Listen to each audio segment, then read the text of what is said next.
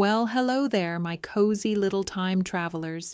It's your fluffy friend Zuzu here. Yes, the monkey who time travels with a satchel of parchment and a nose for peculiar history.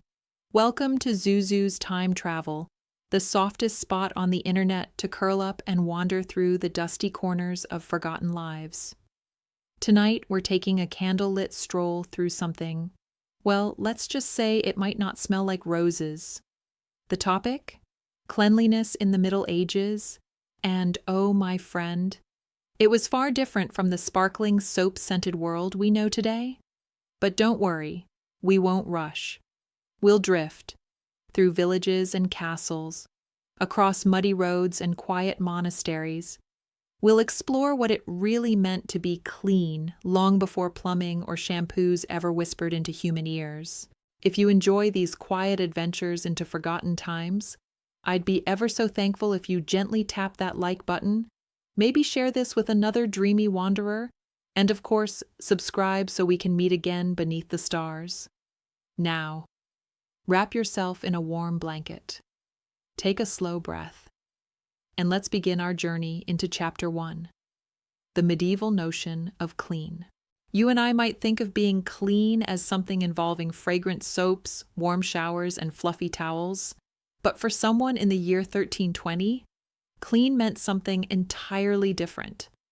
To a medieval peasant, cleanliness was more of a feeling than a look. If you were free of visible mud, if your tunic wasn't crusted in cow dung, if your face had been rinsed at the stream sometime that week, you might be considered quite presentable. Among nobles, cleanliness had more to do with presentation than hygiene. A fine cloak, brushed hair, and hands wiped with lavender water might be more important than bathing the body itself. Soap was rare, and bathing, outside of a few wealthy or monastic circles, was often discouraged. Cleanliness, back then, was sometimes spiritual rather than physical. A clean heart, a clean soul, a clean conscience. After all, many people feared water could open the pores and let disease in. Imagine that. Here's a curious thing. Being clean on the outside often mattered less than being clean on the inside. In the eyes of many medieval people, physical dirt wasn't something shameful. Farmers worked in soil daily, monks swept out barn stalls, children rolled in the fields, but spiritual dirt, now that was dangerous. The church often taught that focusing too much on the body, its smells, its pleasures, even its cleanliness, could lead to pride, or worse, sin. So many people avoided excessive bathing not out of laziness, but devotion. Monks might go weeks without washing, considering it a noble sacrifice. A pious woman might anoint her hands with rose oil to please God, not to smell sweet for others. Bathing was occasionally seen as vanity, or even vanity's slippery slope. And so, while today we scrub and exfoliate to feel better, back then, staying dirty was sometimes a path to holiness.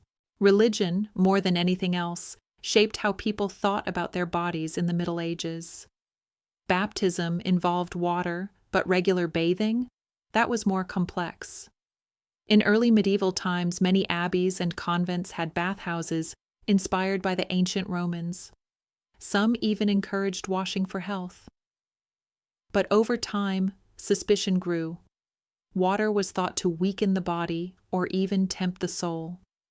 After the Black Death swept across Europe in the 14th century, people became especially wary. Many believed that disease traveled through water, or that wet skin made you vulnerable to miasmas, the foul airs thought to carry illness. Cleanliness, then, became more about avoiding sin than soap. A pilgrim might fast and pray instead of washing. A priest might sprinkle holy water more often than he washed his hands. It's an odd thing to think about, how the body was seen less as something to clean and more as something to endure. Medieval life followed the rhythms of the earth, planting, harvest, feast days, fasts. And so did personal care. People often bathed, or attempted to, before high feast days, like Easter and Christmas. Washing before Sunday Mass was common, even if just a quick splash to the face. Summer allowed for stream bathing, with boys leaping into rivers and women washing garments in cool shade. But in winter, water froze, and the idea of undressing in cold air made even the boldest shiver. Hair might be combed during Lent, nails trimmed on saints' days, clothes beaten clean near solstices. The body wasn't managed on a daily schedule, but in a rhythm of faith and field. You might live for weeks without soap, then bathe for a wedding, or when a neighbor died. A body might be dressed in herbs for burial, cleaner in death than in life. Let me ask you something, dear traveler. If your cleanliness followed the seasons instead of a clock, how would your daily life feel different? Tell me in the comments. I love hearing from fellow wanderers. Here's one of my favorite strange truths from the Middle Ages. Sometimes being filthy was seen as sacred. Saints were often admired for rejecting physical cleanliness.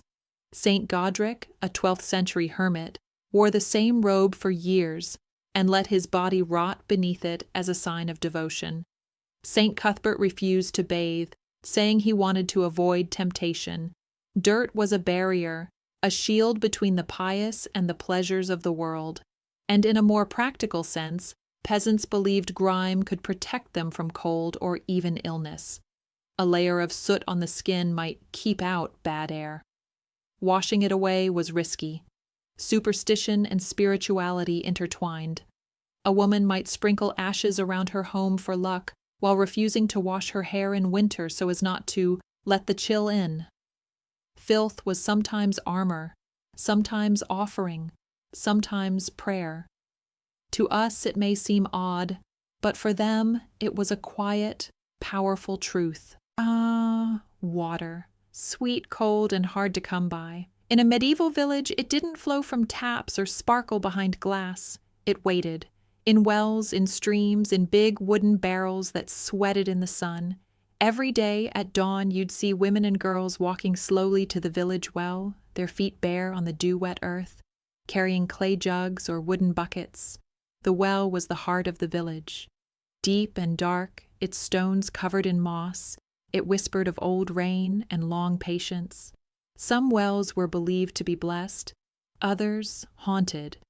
But either way, they were necessary.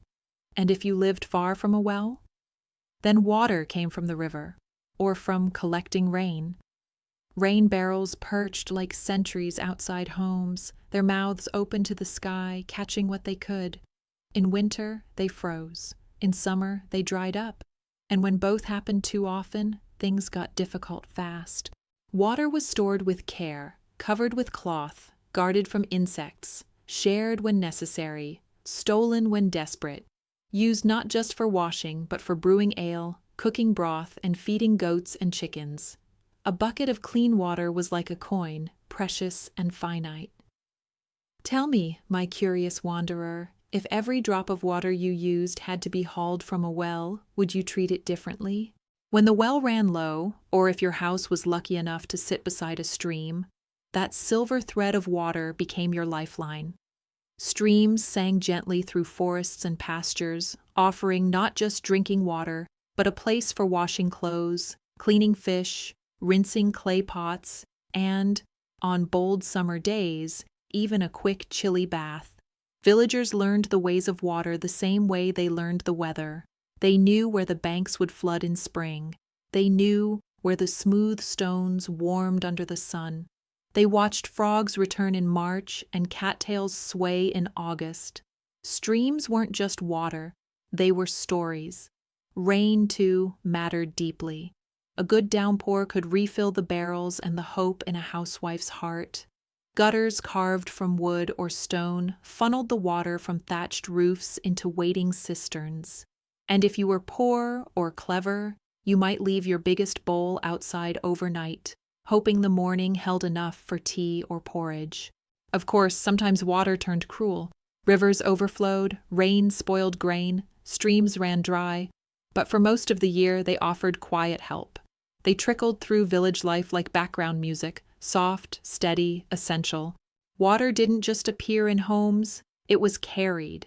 Day after day, hour after hour, women and girls lifted buckets, jugs, and pots, heavy, sloshing burdens balanced on shoulders, hips, or heads. The walk from well to home was often long and uneven. Mud in spring, frozen ruts in winter, dust in summer, and always the weight of water pressing downward. Children learned early. A little boy might carry a wooden bowl. A girl might haul a small pail, beaming with pride. But soon enough the loads grew heavier, the clay jugs larger, the roads longer. Some villages used yokes, curved wood across the shoulders with 2 buckets dangling from either end. Others carried water in goatskins. And always, always, it was a shared job. One house might make 6 trips in a day, for laundry, for stew, for rinsing wounds, for watering beans, and still no complaints.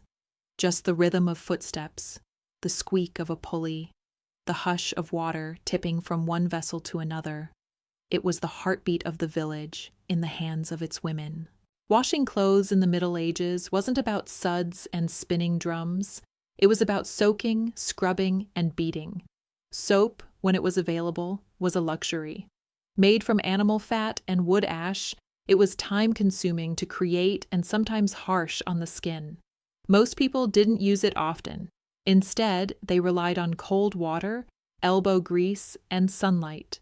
At the stream or washing stone, women would soak their linen garments and tunics. Then came the beating. Clothes were slapped against flat rocks or wooden planks. This was believed to knock the dirt out, especially mud, manure, and cooking grease. For stubborn stains, they might use a gritty mix of sand or ash. Once rinsed, clothes were wrung out and draped over bushes, hedges, or stretched lines to dry. Sunlight did what it could. Wind helped too, and everything smelled of grass and river and smoke. There were no detergents, no floral scents, but there was a kind of magic in the ritual, in the rhythm of hands, in the chatter of women, in the way the fabric danced in the wind. Bathing the whole body was rare, and when it happened, it was an event. The bath itself might be a wooden tub hauled into the center of the home, often the kitchen where it was warmest.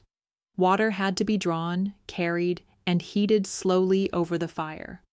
Buckets of it. Sometimes half a dozen, then poured carefully into the tub. The youngest children bathed first, then the older ones, then the mother, and finally the father. Same water. Just a little murkier each time. It was warm and strange and deeply bonding. Herbs might be tossed into the bath, lavender, rosemary, or sage, to scent the water and soothe the skin. Maybe even oat straw or rose petals if you had them. Bathing was as much about healing as it was about hygiene, and after the bath, the family wrapped themselves in coarse cloths or their cleanest tunics. Hair was braided, feet were rubbed with oil or fat to keep the skin from cracking. Everyone slept well that night. It wasn't a daily thing, sometimes not even weekly, but when it happened, it felt like a gift. Soap. Or at least something like it. In the Middle Ages, real soap wasn't easy to come by, and when it was, it didn't come in sparkly bottles or smell like summer fruits. No, it was handmade, harsh, and rare. Most soap was made by boiling animal fat, often from pigs, with ashes from burned wood. This created a substance called lye, which was strong and caustic. When combined and boiled slowly, it turned into a thick, sticky paste that could clean, yes, but also burn your skin if made carelessly. Soap making was usually done at home by the women of the household, or in large batches by soap boilers in cities. It was smelly work, too. The fat had to be rendered, melted down until it lost its smell of meat, and the ashes sifted finely. Once the soap cooled, it hardened into yellowish-gray lumps. No wrappers, no rose petals, just coarse chunks stored on shelves, used sparingly and with care. Most of it was saved for laundry, not the body. And so for most people in the countryside, soap was something you heard about, but rarely used. Now, if soap was scarce, and it often was, people had to get creative. Enter sand, straw, and scrubby herbs. To clean their hands, bodies, and homes, medieval folk often used abrasion. That meant rubbing things away, dirt, grease, even old smells, using texture. Sand from riverbanks was gently gritty and helped scrub pots or feet. Straw brooms swept soot from floors and ashes from hearths. Bundles of herbs like thyme or mint, tied with string, were dipped in water and used to brush over the skin.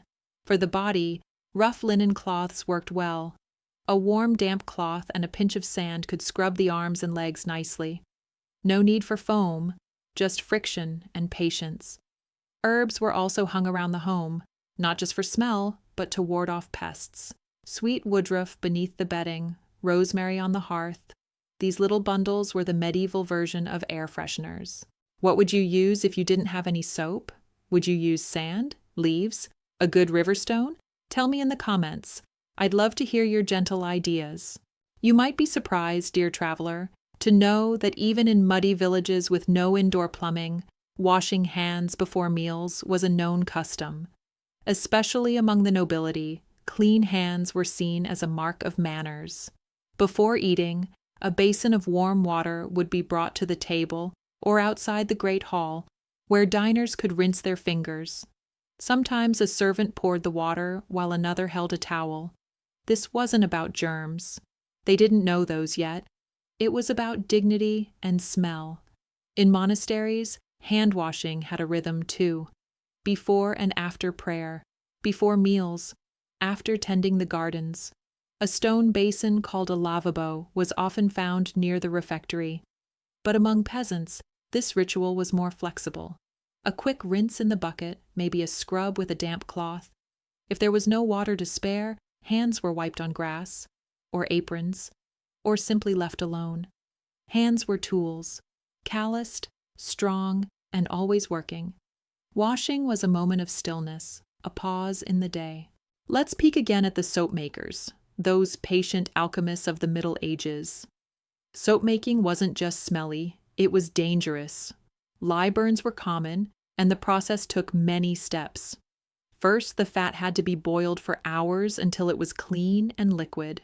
Then the ashes, carefully selected hardwoods burned just right, were soaked in water to create lye. This mixture had to sit and steep until it could strip the hide from leather. That was when they knew it was strong enough. Mixing the lye into the fat required muscle, timing, and caution. The pot had to simmer slowly, stirred constantly to avoid scorching. Once the soap formed, it was poured into wooden molds to cool and harden. Sometimes herbs or salt were added to make it last longer. A few cities like Marseille and Aleppo had traditions of soap making that reached almost luxurious heights. But in the countryside, the results were rough. Soap was cut into bars with iron blades, wrapped in cloth, stored for winter. A household that made its own soap was often admired for its patience and its smell. Strange as it seems now, there were times when using too much soap or bathing too frequently was frowned upon. In some places, soap was so expensive it was taxed. Nobles might use it to show off their wealth, perfuming their clothes and washing their hands before banquets. But if a commoner used soap too often, it could seem suspicious, wasteful, or even sinful. There was a belief that frequent bathing made the body soft, too weak to handle labor or illness. Clean skin was sometimes linked to pride, and in darker corners of superstition, soap makers were accused of mixing in strange herbs or charms. But the church also used soap symbolically. A newly baptized child was often rubbed with scented oil or even a special soap made from holy ingredients. In these moments, cleanliness wasn't vanity, it was grace. Soap hovered between two worlds, useful but dangerous, healing but risky, admired and a little feared. Let me take you now to a softer memory. Not muddy lanes or smoky kitchens, but a stone bathhouse tucked behind a marketplace. The steam curls into the air like stories whispered in candlelight. The scent? Rosemary and wood smoke, with a hint of soap. In early medieval cities, public bathhouses were far more common than we imagine. Inspired by Roman traditions, they were centers of social life, places where people went to not just clean themselves, but to connect, to chat, to rest. There were separate hours for men and women, though sometimes things blurred. Bathhouses weren't just hygienic, they were intimate. People gossiped while scrubbing backs, Barbers trimmed hair beside steaming tubs. Meals were even served between baths. Imagine eating a plate of warm beans, your hair wrapped in linen, toes dangling in lukewarm water. The poor and rich bathed side by side, a merchant beside a stonemason, a widow beside a nun. Privacy was relative, but the bathhouse felt sacred in its own way, a moment where grime and gossip soaked away together. Bathing in the Middle Ages wasn't always private. In fact, it was often shared. There was a rhythm to it, the warm room, the peeling off of layers, the way skin flushed pink in the steam. Buckets of hot water poured gently over shoulders, scrubbing with cloths, combing hair, rubbing feet with pumice stone. Communal bathing was like a quiet ceremony. In some towns, there were even bathhouse attendants, people who helped with hair washing or brought scented cloths. Sometimes musicians played nearby, their lutes echoing softly through stone walls. It wasn't just about washing, it was about healing. Sore muscles, aching backs, tired feet. Lovers met in bathhouses. Friends laughed, elders reminisced. Bathing was social, emotional, even romantic. But as time passed, suspicion grew, the openness, the nudity, the heat. It began to feel unholy to some. Doctors warned of sickness, clergy whispered of sin, and slowly, one by one, the public bathhouses began to fade. Then the plague came. The Black Death swept through cities like a dark wind, and suddenly the bathhouse, once a place of comfort, felt dangerous. People believed disease traveled through air, through water, through the pores. And what did hot water do? It opened the skin. That meant risk, exposure, vulnerability. Doctors began advising people not to bathe too often. Better to keep the skin sealed. Better to carry fragrant herbs and avoid heat. Bathhouses, once full of laughter and lanterns, became empty. Some shut down, others were burned. Priests warned of sinful temptation. Women were scolded for indecency. Bathing became suspicious. Even nobles pulled away from their perfumed tubs. Cities banned mixed bathing. Bathhouse workers were called immoral. And slowly, one by one, the doors of those stone chambers closed. It's strange, isn't it, that something so healing became feared, but fear in the Middle Ages was heavy, and it changed even the way people touched water. After the Black Death and the moral warnings that followed, bathhouses fell out of favor. Some tried to return, small ones in backyards or attached to inns, but it was never quite the same. The idea of private washing slowly began to replace the idea of communal bathing. Wealthier households built wooden tubs. Soap makers sold more for home use. But for most, bathing became less frequent, less expected, less celebrated. And so, a strange reversal happened. Once, people gathered to bathe together. Now they stayed apart. Washing became secret, or even shameful. In some places, bathhouses were repurposed into storage, workshops, or prisons. Their tiles cracked, their steam cooled. The stone seats were covered in dust. What once rang with laughter now echoed with silence. And the saddest part? Many never remembered what had been lost, a space where warmth, water, and closeness once mingled like song. By the late Middle Ages, many people believed that too much focus on bodily care led to sin. Scrubbing, shaving, even brushing hair too often, these were considered distractions, signs of vanity, doorways to temptation. Religious texts warned against bathing for pleasure. Sermons spoke of sinners scrubbing away sin with soap instead of prayer. Even saints were praised for their filth. Some said to have worn the same clothes for decades, their skin never touched by water. Cleanliness shifted from sacred to suspicious. Instead of soap and water, people used perfumes or simply covered themselves.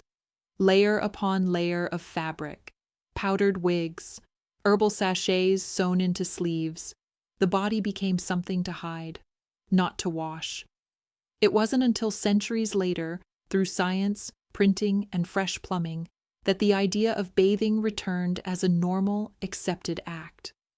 But for many generations, washing was left behind in favor of prayer, perfume, and long sleeves. Tell me, my friend, do you think we've lost something by making hygiene so private? Or did we simply change the shape of comfort? Oh, friends, let's talk about hair. Long, tangled, wind-blown hair that smelled of smoke and meadows and a little bit of sweat. Washing it? Rare. But caring for it? That was another story entirely. In the Middle Ages, most people didn't wash their hair often, maybe once every few weeks, or only for special feasts. Soap was harsh, and water was precious. But combing? Now that was daily, slow, and often shared. A wooden comb carved by hand would glide gently through long strands, tugging out dust, twigs, and yesterday's thoughts. Women sat by hearths, unbraiding their hair at dusk, their mothers or daughters combing in silence. Sometimes they added oil, goose fat, almond oil, or a touch of rosemary steeped in vinegar, just enough to keep the strands smooth and tame.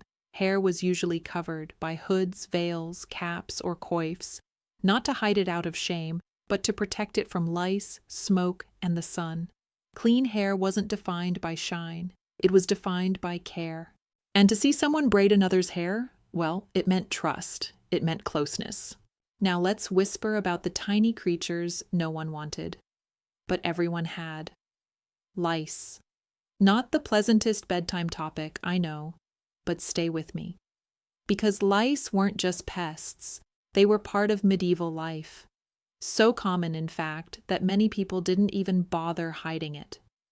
In homes across Europe, it was normal to see someone sit by the fire and calmly pick through a friend's or child's hair, searching for the tiny white eggs, nits, and squishing the adult lice between fingernails with a soft click.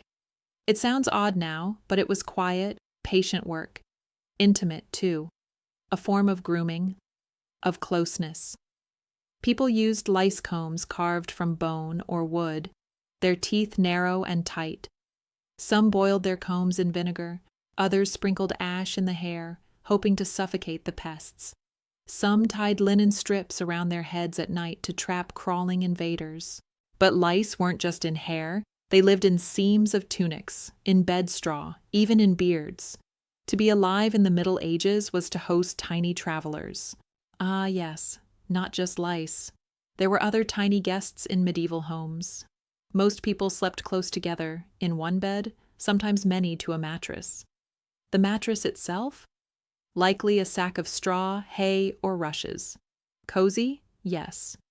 But also perfect for fleas and mice. Fleas especially loved warm bodies and fabric. They jumped from dog to child to mother to traveler. Some people sprinkled their bedding with dried mint, lavender, or pennyroyal to keep the critters away. Others lined the sleeping straw with ash or even cold, fragrant earth. Mice and rats lived in the walls, often scurrying across the floor at night. They weren't always feared.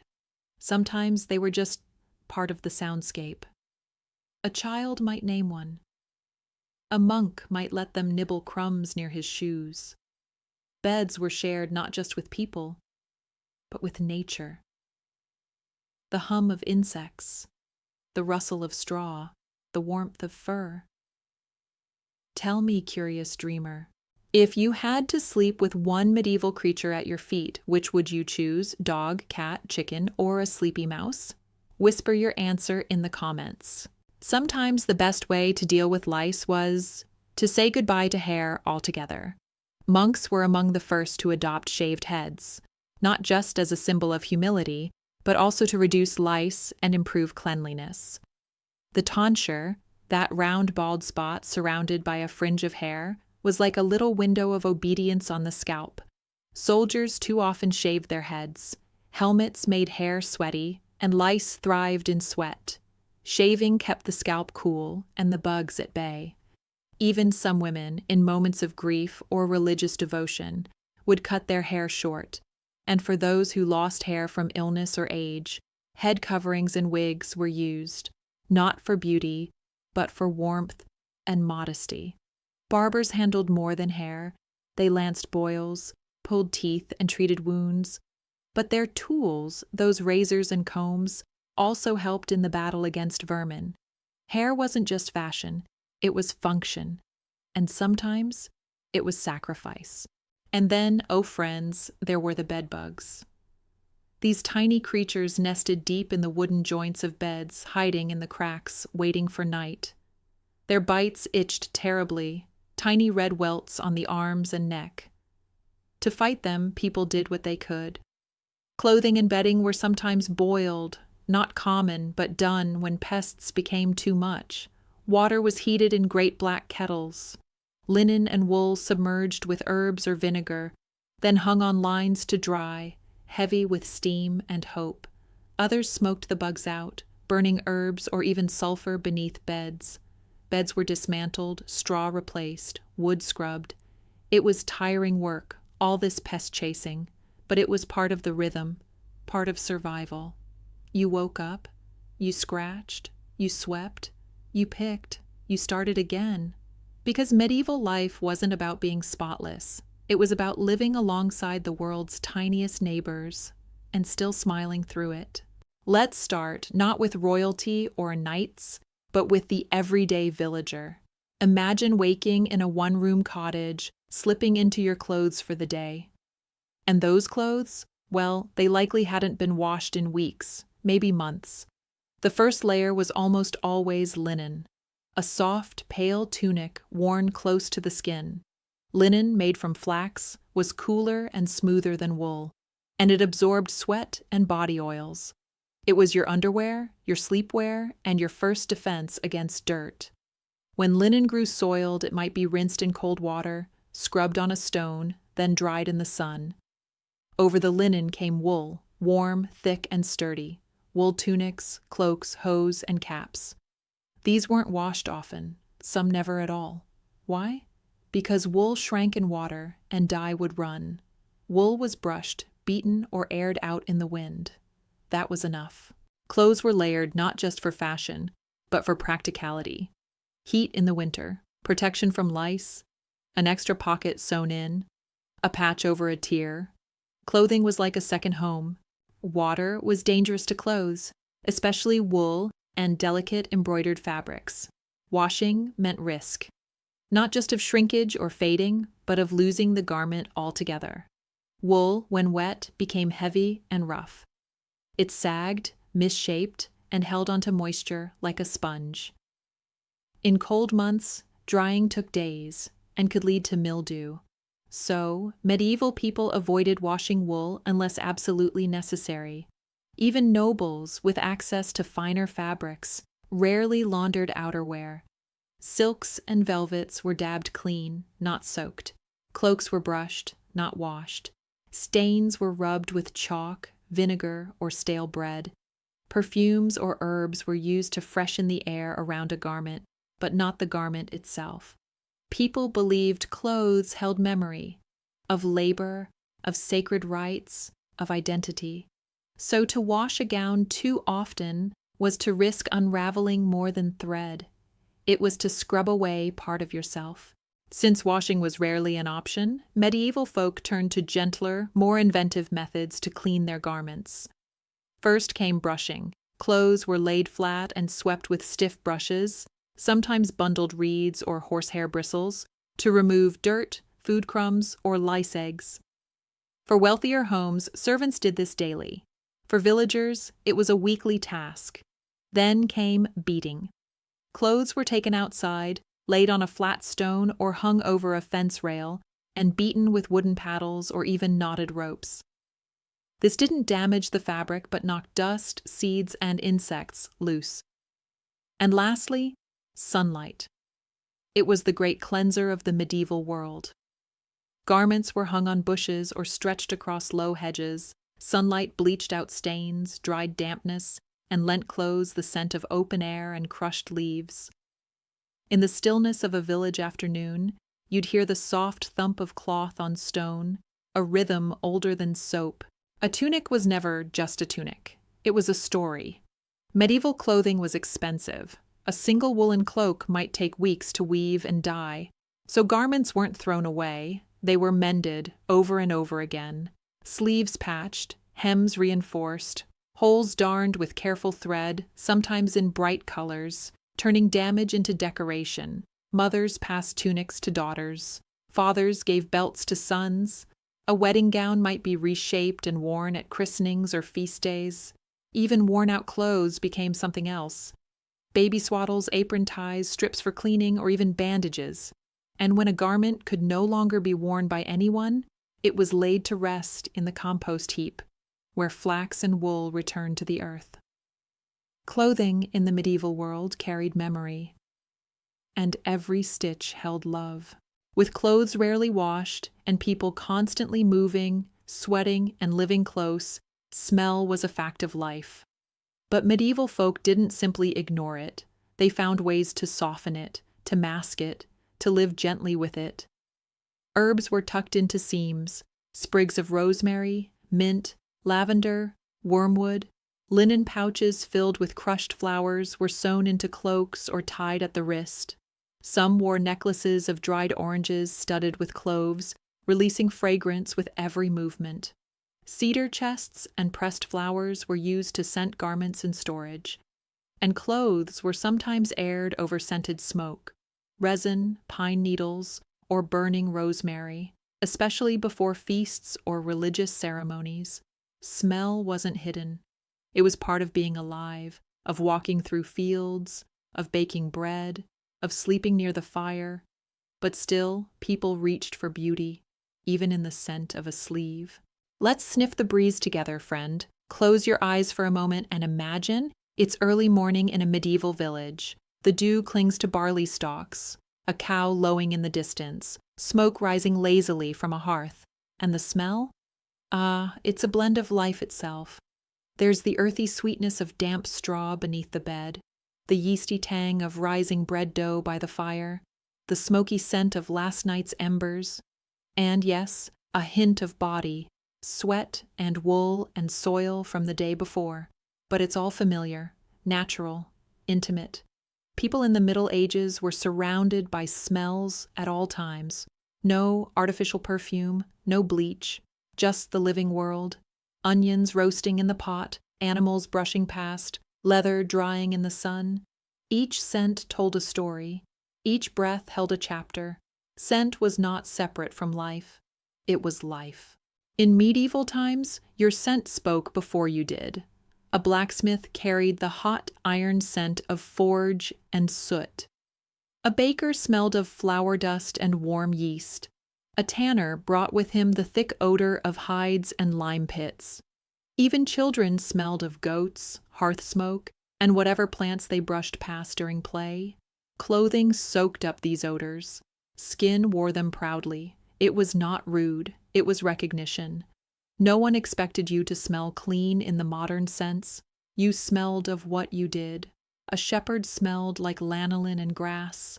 A cook like grease and garlic. Even priests had their scent, candle wax, incense, vellum. There was something honest about it, something grounding, and when people hugged or kissed cheeks in greeting, they took in the story of your day, in just one inhale. Of course, medieval folk didn't ignore bad smells. They just used nature to soften them. Herbs were everything. People stuffed lavender, rosemary, or sage into their clothes and bedding. Women carried little sachets tied at the wrist. Men tucked mint leaves behind their ears. During feast days, homes were strewn with rushes and wildflowers, not just for beauty, but to refresh the room with each step. Churches burned incense, markets sold rosewater, orange peels, and herbal oils in small bottles. When someone fell ill, rooms were filled with sweet woodruff, juniper smoke, or dried violets. Even graveyards had fragrance. Thyme and marjoram planted near the stones. Fragrance was comfort, a way to bring calm into chaos. What scents do you reach for when the world feels too loud? Share below, I'd love to know. In the countryside, the scents were wide and open. Fields, sheep, rain on thatch. But in cities, the nose meant something else entirely. Tanners boiled skins near the riverbanks. Butchers left animal waste in gutters. Chamber pots emptied into the streets below. Fishmongers sold yesterday's catch by the same stalls that sold bread. Yet within the swirl of odor there were pockets of sweetness. Flower stalls, bakeries, spices imported from distant lands, the sharp citrus scent of lemons, the warm musk of cloves. People carried pomanders, small carved balls filled with herbs and perfume, to lift to their nose when walking past a cesspit or open sewer. City air was rich, complicated, alive. It was not sanitized, but it was familiar, beloved even, and sometimes beautiful. In a time before thermometers or antibiotics, the nose was a doctor's best friend. Bad smells were believed to carry illness, miasmas. So if a house smelled foul, it was thought to be unhealthy. Sick people were surrounded by herbs. Surgeons wore cloths soaked in vinegar over their faces. Physicians sniffed wounds to diagnose infection. Midwives smelled the bedding of women in labor. Cooks sniffed meat before using it. Brewers trusted the scent of ale over any recipe. Scent meant survival. Smelling was a skill, an instinct. And the truth is, even now, in our scrubbed and scented world, the nose still remembers. A grandmother's stew, a candle in church, rain in the soil. Maybe scent, more than sight or sound, holds our memories in the gentlest hands. Let's tiptoe past the straw bed now, shall we? It's early morning, and the chickens have barely begun their rustling. Our friend, the village weaver, stretches with a yawn and shuffles outside to the privy. Most people didn't have toilets indoors. Instead, they had simple wooden huts out back, latrines built over pits or streams. Some were nothing more than a bench with a hole. Others were shared by several households. The air was cool and still, birds just beginning to call. And the latrine? It had its own presence, a soft, mossy scent of damp wood, old hay, and the earth below. No rush, a moment of privacy, a place to breathe before the day began. To clean themselves, folks used moss, straw, or cloth scraps. Some even kept a bundle of soft twigs tied with twine. And when all else failed, the left hand rinsed with a gourd of water. It wasn't fancy, but it worked. Now, let's not forget the chamber pot. For those who couldn't make the walk to the latrine in the dark or cold, a ceramic or wooden pot by the bed was the answer. They came in all sizes, some plain, others decorated with painted flowers or funny sayings. Children might use smaller pots, passed down in the family. Some were even called thunder mugs, because, well, they sometimes made a bit of noise in the night. In the morning, the pot was carried out and emptied. If you lived in a city, this might mean tossing the contents into the street gutter, with a shout of warning, of course. In the countryside, you'd pour it onto the compost heap or into a trench in the garden. Chamber pots were private, but not secret. Everyone used them, even kings. But what about the nobles? In castles, toilets were called garderobes. These were small stone rooms built into the thick outer walls. A narrow shaft led from a bench down into the moat or pit below. Some garderobes even jutted out over cliffs or rivers. Imagine sitting there, high above the world, with a chilly draft under your cloak and a view of the countryside far below. To keep smells down, fragrant herbs were hung nearby, lavender, thyme, and rosemary. And believe it or not, nobles sometimes stored their fine robes in the garderobe. Why? Because the ammonia in the air kept away moths. So the next time you think of a fancy medieval robe, just remember where it might have been hanging. In towns and monasteries, you might find public latrines, long wooden benches lined with holes. Beneath them, a channel of running water or a deep cesspit. Some had partitions, others did not. Privacy was limited, but so was shame. People talked, laughed, or sat quietly, each with their own thoughts. Monks used communal latrines built over streams, designed with care. They even had warming rooms nearby. Cleanliness was a kind of spiritual discipline. In cities, public latrines might stand at crossroads or near guild halls. They were cleaned, eventually, by gong farmers, brave souls who carried the waste out in barrels and carts, often under cover of night. These humble workers were respected and paid well. Without them, cities would have drowned in their own filth. And here we come full circle. Medieval folk were practical. Human waste wasn't just disposed of, it was used. In the countryside, latrine pits were dug near gardens. Over time, the composted contents enriched the soil. Farmers knew which crops grew best near the privy mound. In towns, waste from chamber pots and public latrines was sometimes sold to dung collectors, who used it to fertilize fields or gardens outside the walls. It was a cycle. Life fed the land fed life. And while the smells might not have been sweet, they were understood, managed, respected. Even in the most basic of acts, there was a quiet rhythm to medieval life. Have you ever thought about how even our smallest habits connect us to the earth? I wonder what daily rituals you find grounding.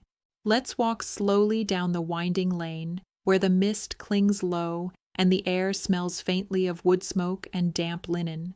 Here, tucked behind the smithy and near the old walnut tree, we find the village bathhouse.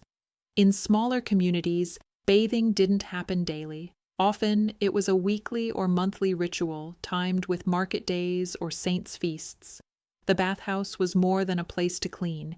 It was a gathering space, a kind of watery hearth where stories drifted through the steam. Inside, a large wooden tub stood in the center, filled with water heated in a big iron cauldron. Whole families might bathe in turn, starting with the eldest and ending with the children. The water grew cooler, murkier, but it didn't matter. It was warm. It was shared. People brought cloths soaked in herbs like sage or chamomile, and the scent of the room would bloom into something gentle and green. Hair was rinsed, backs were scrubbed, and hands rested along the tub's edge with a sigh. It was one of the few times the body was allowed to fully pause. Now, let's wander through the cobbled streets of a medieval town. The signs of life are everywhere: hooves on stone, bakers setting out loaves, children chasing a hoop. In many cities, especially across Europe, public bathhouses thrived from the 12th to 15th centuries. These were large, often multi-roomed buildings with warm and hot baths, cool rinse pools, and rest chambers. Men and women might bathe together, depending on the region and the time. Nudity was often accepted, though cloths or shifts were sometimes worn in mixed company. It wasn't considered scandalous, just natural. People came to soak, gossip, share meals, and even nap.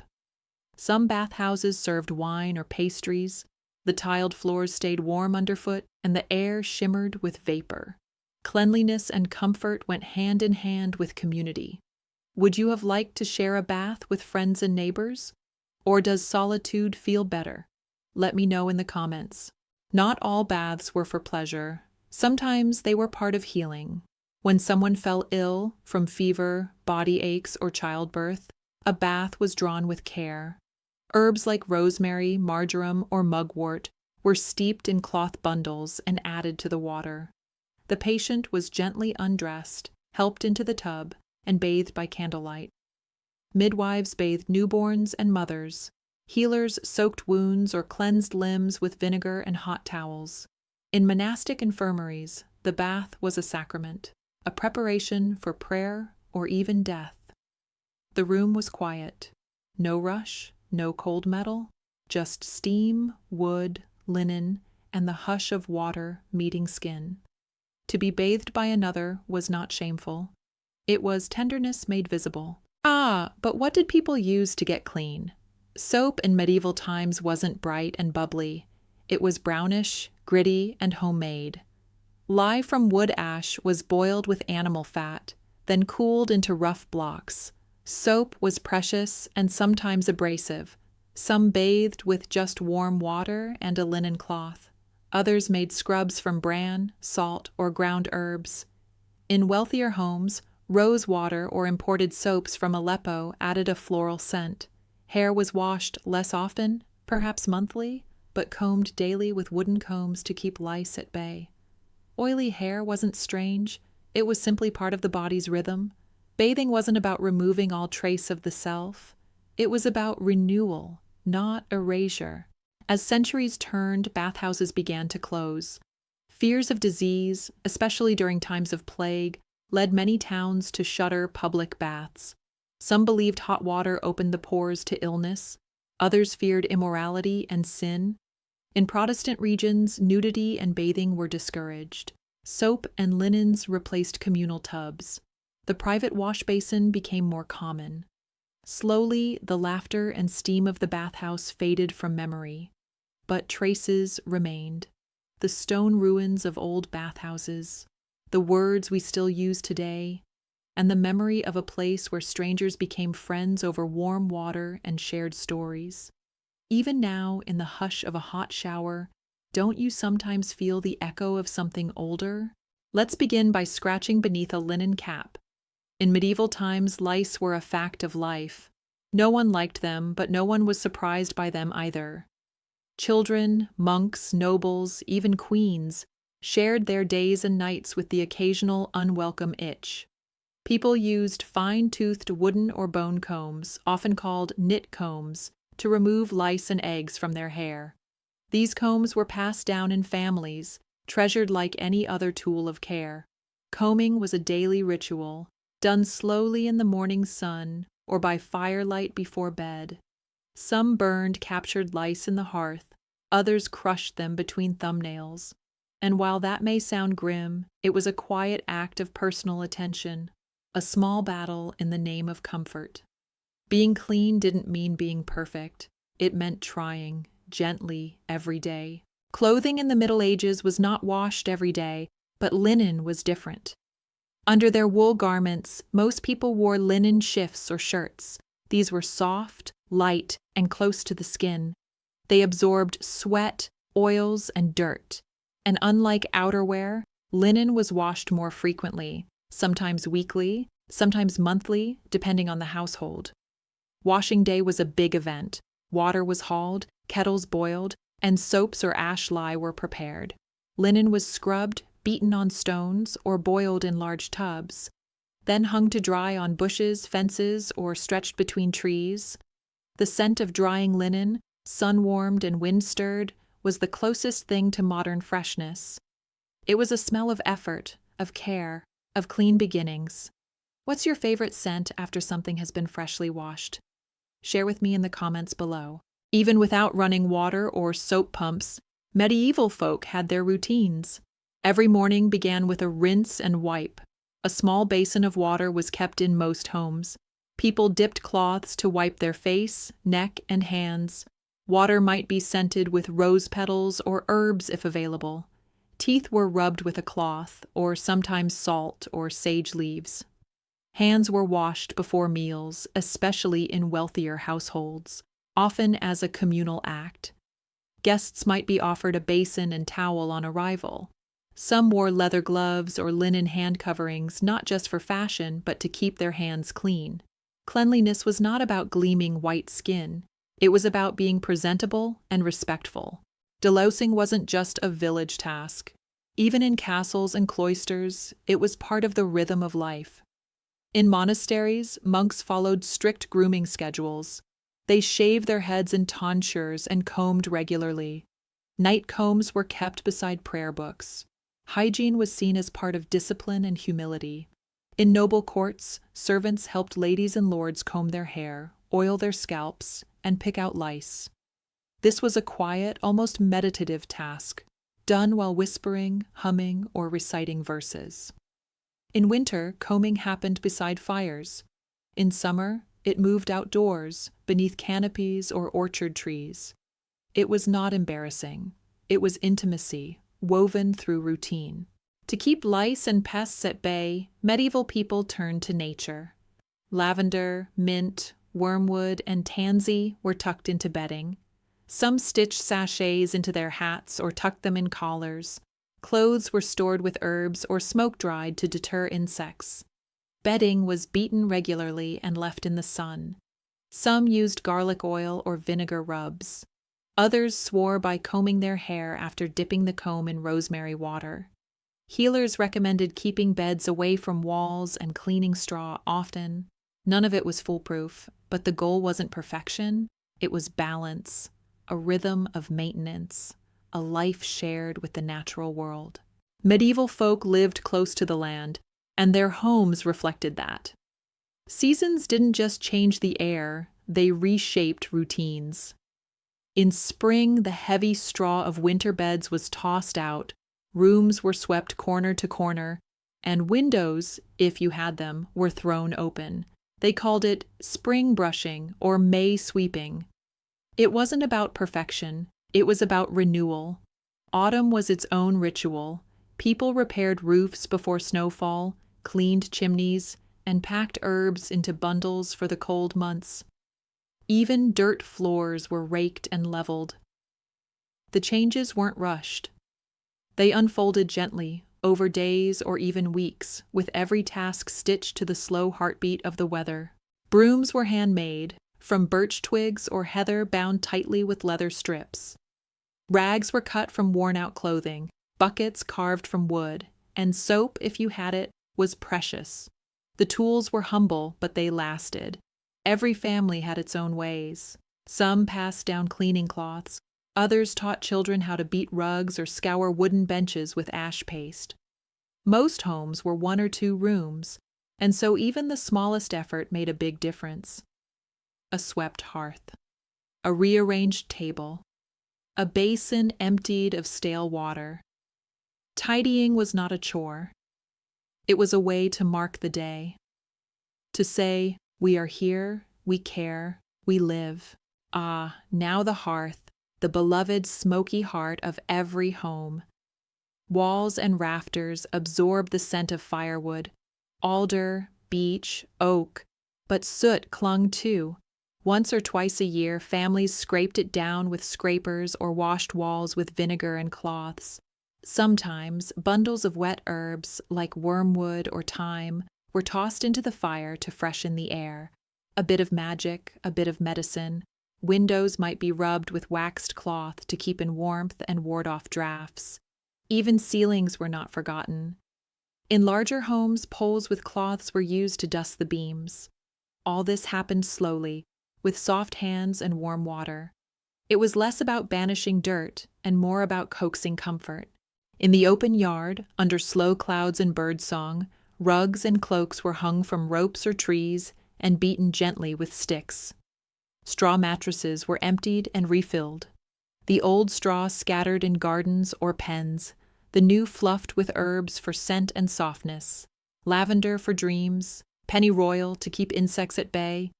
Woolen blankets were aired on fences, linen sheets were patted smooth.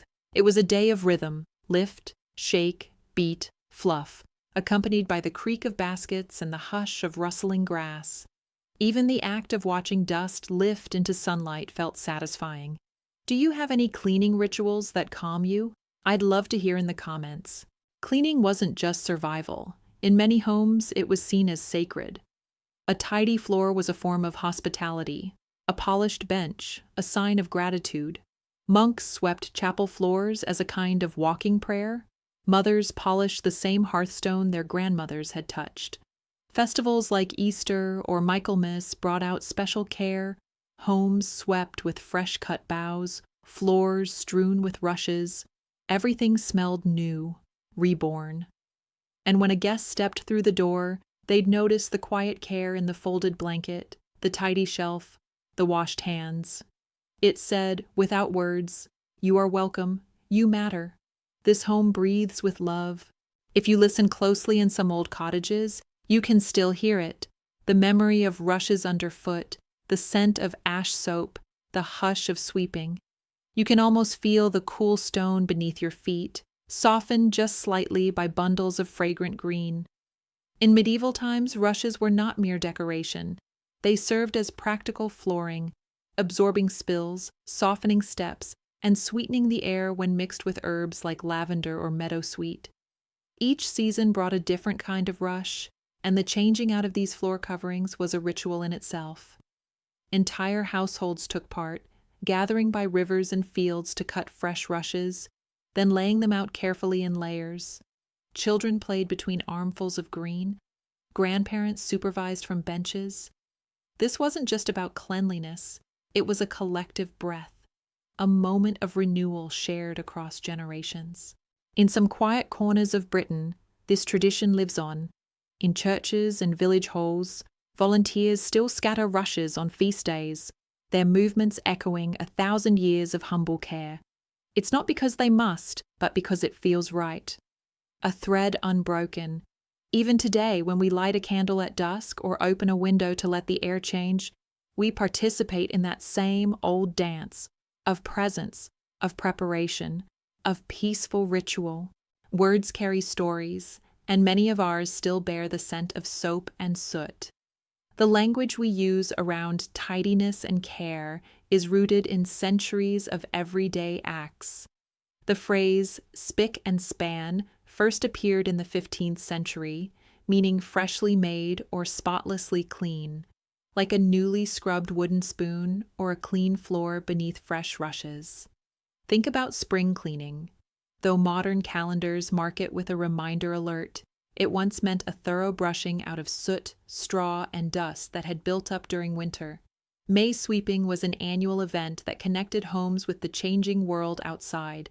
Even fairy tales carry echoes of these beliefs.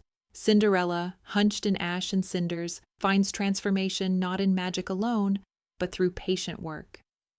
In the story of Mother Holle, a girl who shakes out bed linen so well that snow falls in the mortal world, is blessed for her diligence.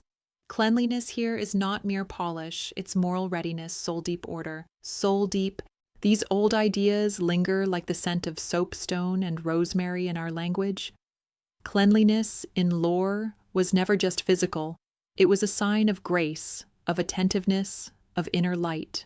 Open a sachet of dried lavender, or inhale the sharp green scent of rosemary, and you're brushing against a medieval past. In those times, herbs were not just for cooking or healing, they were tools of domestic care. People placed bundles of thyme, sage, or wormwood in corners of their homes, beneath mattresses or inside clothing chests. These fragrant guardians helped ward off pests and illness while bringing a touch of beauty to daily life. Bedding was stuffed with straw mixed with dried herbs. The rushes on the floor were layered with meadowsweet to keep the air sweet. When illness came, people boiled basil or mint and used the steam to cleanse the space. Even combs were dipped in rosemary water before being used. Today, some of us still line drawers with lavender sachets or simmer herbs on stovetops to freshen a room. Though the tools have changed, the impulse is the same: to make the air we breathe feel comforting, alive, and ours. Do you have a favorite herb for cleaning or calming your space? I'd love to know what scents remind you of home. To clean in the medieval world was not to erase dirt, it was to restore harmony. A hearth swept of ashes, a basin wiped clean after washing, a floor scattered with fragrant rushes. These were not rushed tasks, but mindful gestures. A woman polishing a copper bowl, a monk brushing dust from the chapel floor, a child folding worn linen. Each one added a stroke to the household's quiet canvas. This attention to care created rhythm and meaning. Each sweep of the broom, each rinsing of hands before a meal was a way to say, "This space matters. These people matter. I see them." In our modern world, we often clean to a timer, to a list, to an alarm, but something changes when we slow down. When we fold a towel and place it gently on a shelf, when we wash a dish while listening to rain, we return to those ancient ways, not out of nostalgia, but out of instinct. Cleaning at its softest becomes ritual, a time to notice, to breathe, to be. We live in a world of machines and microfiber cloths, of vacuum apps and scented sprays. But in quiet moments when no one is watching, the old rhythms stir.